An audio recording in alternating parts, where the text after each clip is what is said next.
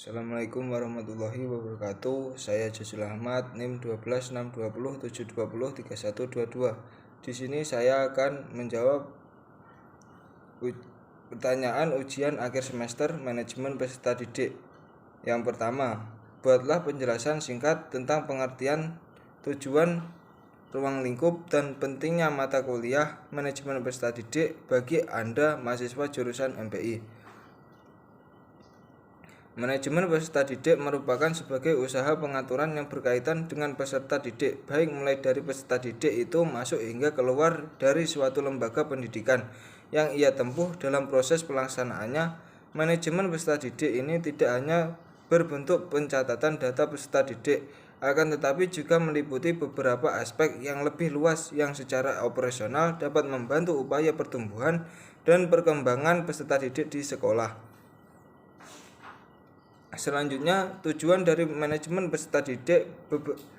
Beberapa hal yang menjadi tujuan dari manajemen peserta didik diantaranya adalah 1. Mengatur kegiatan-kegiatan peserta didik. 2. Meningkatkan pengetahuan, keterampilan, dan psikomotor peserta didik. 3. Menyalurkan dan mengembangkan kemampuan umum. 4. Bakat dan minat peserta didik. 5. Menyalurkan aspirasi, harapan, dan memenuhi kebutuhan peserta didik. Selanjutnya, ruang lingkup peserta didik. 1. Analisis peserta didik. 2. Rekrutmen peserta didik. 3. Seleksi peserta didik. 4. Orientasi. 5. Penempatan peserta didik. 6. Pembinaan dan pengembangan peserta didik. 7. Pencatatan dan pelaporan.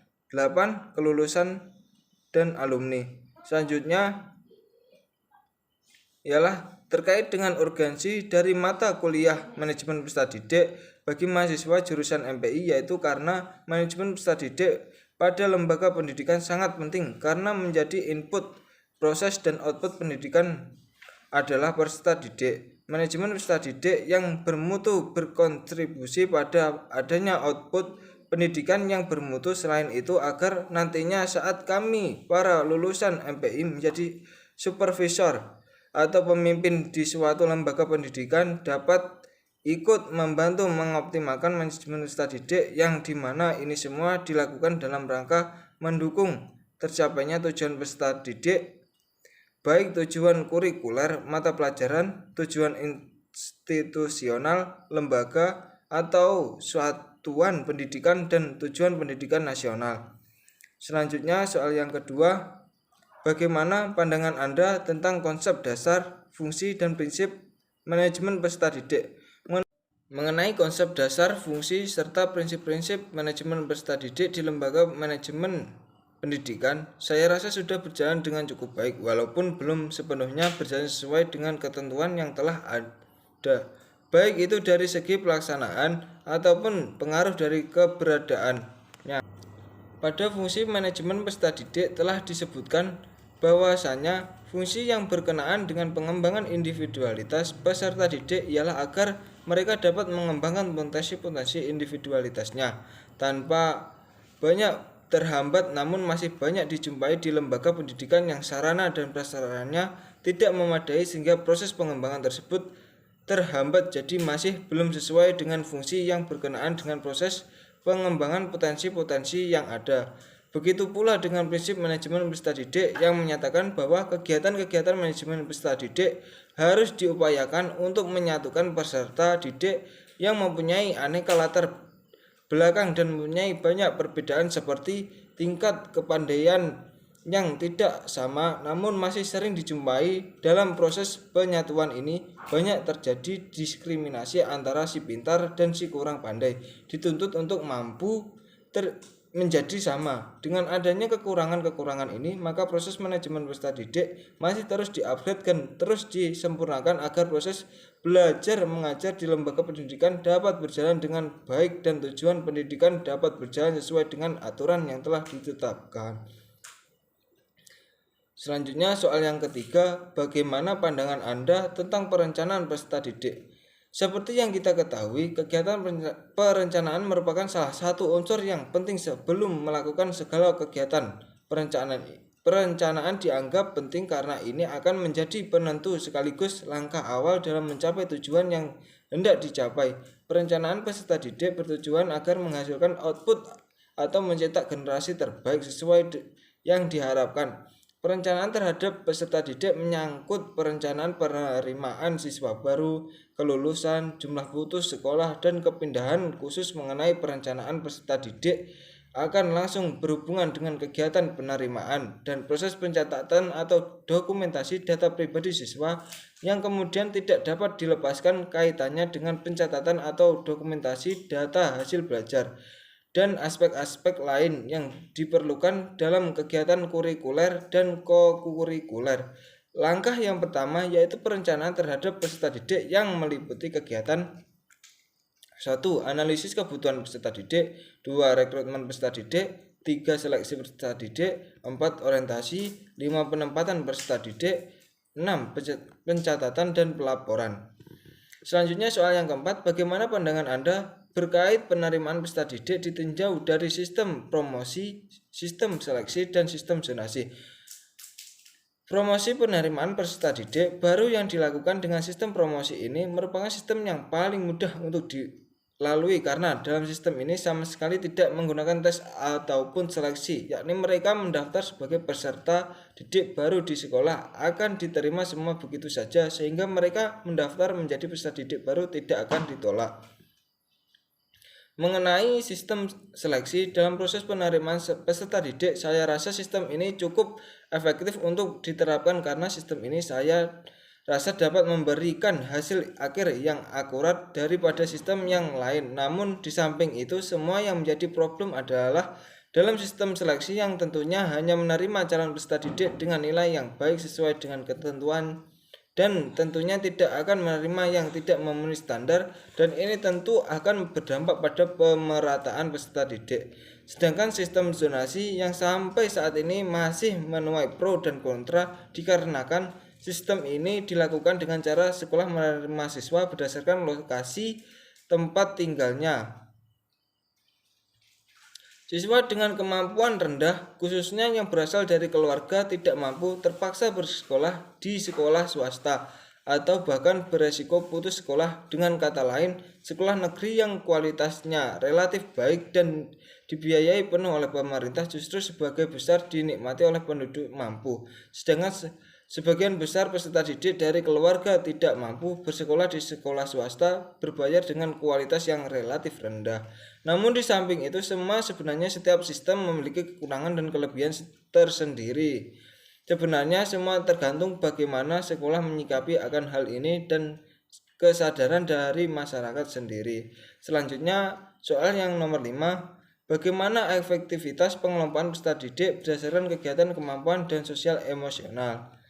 Untuk menempatkan peserta didik dalam kelompok, diperlukan pemahaman guru mengenai kondisi sosial emosional peserta didik. Hal tersebut berguna untuk mengetahui bagaimana perkembangan emosi peserta didik dalam suatu kelompok. Selain itu, diperlukan juga pemahaman guru mengenai kemampuan yang dimiliki oleh peserta didik, karena banyak peserta didik yang memiliki bakat yang tidak terlihat, dan juga guru perlu untuk mengetahui kegiatan apa saja yang dimiliki oleh peserta didik. Berikut penjelasan mengenai kegiatan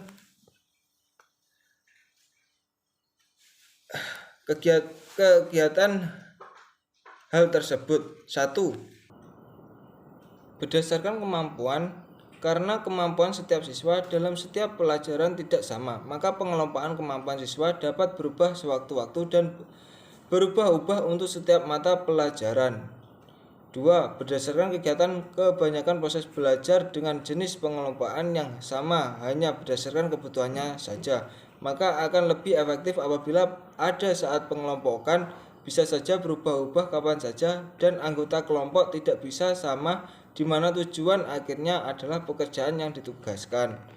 Yang ketiga, berdasarkan sosial emosional, tidak semua siswa memiliki emosi yang sama, sifatnya pun berbeda pula. Untuk membantu sosial emosional siswa, guru dapat mengelompokkan mereka dengan melihat karakter yang ada. Misalnya untuk siswa yang pemalu dapat melihat dengan siswa yang agak berani. Selanjutnya, soal yang keenam, bagaimana kehadiran dan ketidakhadiran peserta didik ditinjau dari pendekatan kehadiran dan ketidakhadiran. Catatan kehadiran, faktor kehadiran, jenis ketidakhadiran. Kehadiran di sini memiliki pengertian yang berarti kehadiran fisik dan non-fisik peserta didik dalam kegiatan pendidikan, terlebih dalam kegiatan pembelajaran. Kehadiran fisik peserta didik dalam kegiatan pembelajaran sangat penting sebab mempengaruhi tingkat partisipasi siswa dalam pembelajaran. Kehadiran non-fisik artinya secara fisik siswa hadir dalam kegiatan sekolah. Secara psikis siswa juga hadir, sedangkan ketidakhadiran adalah ketiadaan partisipasi secara fisik peserta didik terhadap kegiatan-kegiatan sekolah. Di dalam kegiatan pembelajaran, suatu kehadiran dan ketidakhadiran peserta didik pasti akan tercantum dalam presensi, yakni daftar kehadiran dan ketidakhadiran peserta didik. Faktor kehadiran siswa yakni yang pertama, semangat tinggi dari individu, yang kedua dukungan dari orang tua yang sangat bagus, 3 pertemanan yang mendukung. Jenis ketidakhadiran antara lain 1. Alpha, yaitu ketidakhadiran tanpa keterangan yang jelas dengan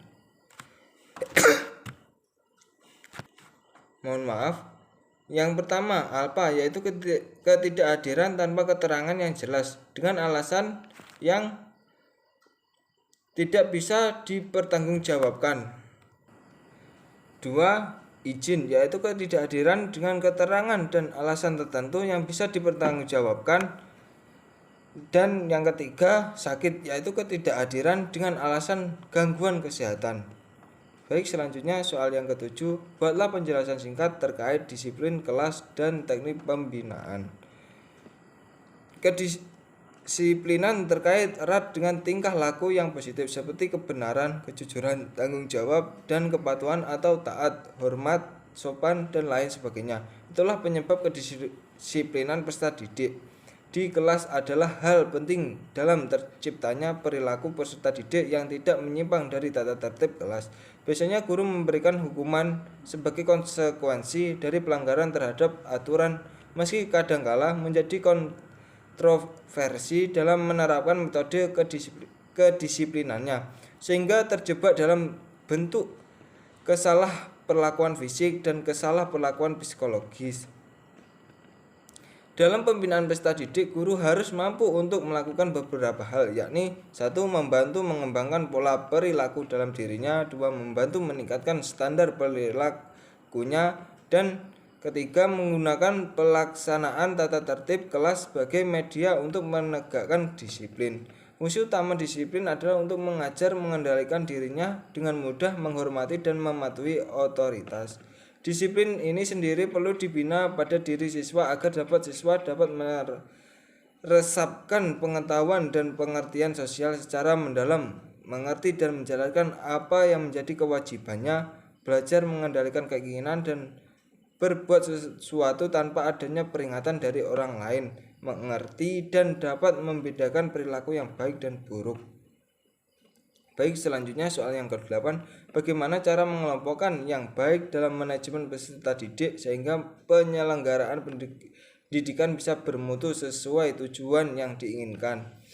Adanya pengelompokan siswa bertujuan untuk menjamin siswa mendapatkan akses sesuai dengan kebutuhan, bakat, dan kemampuan siswa. Pengelompokan dilakukan berdasarkan sifat populasi siswa, yakni dari aspek heterogen dan homogen yang ada dalam siswa. Pengelompokan peserta didik guna meningkatkan mutu lembaga pendidikan. 1. Pengelompokan berdasarkan kemampuan. 2. Pembelajaran berregu. 3. Penempatan sekelompok siswa kepada seorang guru. 4. Pengelompokan kemajuan rekap. 5. Pengelompokan kelas rangkap. Dan 6. Departementalisasi. Selanjutnya soal yang ke-9, bagaimana pendapat Anda terkait masalah manajemen peserta didik di lapangan ditinjau dari sistem zonasi, pengelompokan peserta didik, dan macam-macam kenaikan kelas. Mengenai sistem zonasi, siswa baru yang diterima melalui PPDB zonasi memang tinggal lebih dekat dengan sekolah negeri dibanding PPDB berbasis prestasi. Namun komposisi yang diterima melalui sistem zonasi memiliki nilai rendah dan lebih beragam dibandingkan dengan siswa yang diterima melalui sistem prestasi. Keadaan ini menuntut para guru di sekolah negeri untuk beradaptasi dengan cepat. Kemudian dengan adanya pengelompokan peserta didik, karakteristik yang dimiliki oleh siswa perlu digolongkan agar mereka berada dalam kondisi yang sama. Adanya pengelompokan ini nantinya akan menjamin siswa mendapatkan akses sesuai dengan kebutuhan, bakat, dan kemampuan siswa. Sistem tingkat atau kenaikan kelas merupakan bentuk suatu penghargaan kepada peserta didik setelah memenuhi kriteria dan waktu tertentu dalam membentuk kenaikan satu tingkat ke jenjang yang lebih tinggi. Selanjutnya, soal yang terakhir 10. Carilah dan bacalah satu abstrak skripsi manajemen pendidikan secara online terkait manajemen peserta didik. Berdasarkan hasil bacaan Anda, jelaskan beberapa hal berikut ini. Judul skripsi, B. Fokus penelitian atau pertanyaan penelitian, C. Hasil temuan penelitian. Baik, judul skripsi, manajemen peserta didik dalam meningkatkan motivasi belajar, studi khusus di SMP Negeri Laut Cilacap, Jawa Tengah. B. Fokus penelitian ini untuk mendeskripsikan dan menganalisis bagaimana manajemen peserta didik dalam meningkatkan motivasi belajar peserta didik, mengetahui bagaimana penerapan manajemen peserta didik, mengetahui bagaimana cara meningkatkan motivasi belajar, mengetahui hasil dari penerapan manajemen peserta didik dalam meningkatkan motivasi belajar SMP Negeri 1, Kampung Laut, Cilacap, Jawa Tengah. Yang C. Hasil temuan penelitian.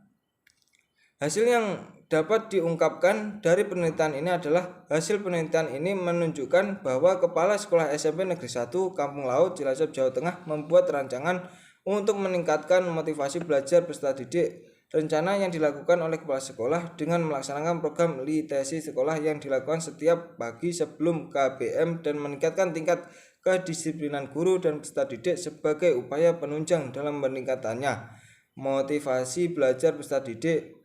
Hasil yang diperoleh sekolah tersebut dengan rencana oleh kepala sekolah mengalami peningkatan yang cukup signifikan.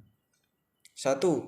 Dilihat dengan peserta didik yang awalnya bermalas-malas dalam mengikuti pelajaran di kelas. 2. Tidak mengerjakan tugas, mengobrol sendiri dengan teman sebangkunya. 3. Berangkat sekolah masih terlambat, sekarang sudah tidak melakukan hal-hal tersebut. Dari kelas 7, 8, dan 9 lebih banyak dari kelas 7 yang berminat membaca tentang novel dan cepremen sekitar dari setengah dari jumlah peserta didik yang ada di kelas itu, yaitu 20 peserta didik untuk kelas 8 dan 9 lebih suka untuk membaca buku-buku non-fiksi dan lebih dari setengah dari masing-masing jumlah peserta didik yang ada di kelas, yaitu 24 untuk kelas 8 dan 25 untuk kelas 9. Sekian jawaban ujian akhir semester manajemen peserta didik dari saya. Jika ada salah kata, mohon maaf. Wassalamualaikum warahmatullahi wabarakatuh.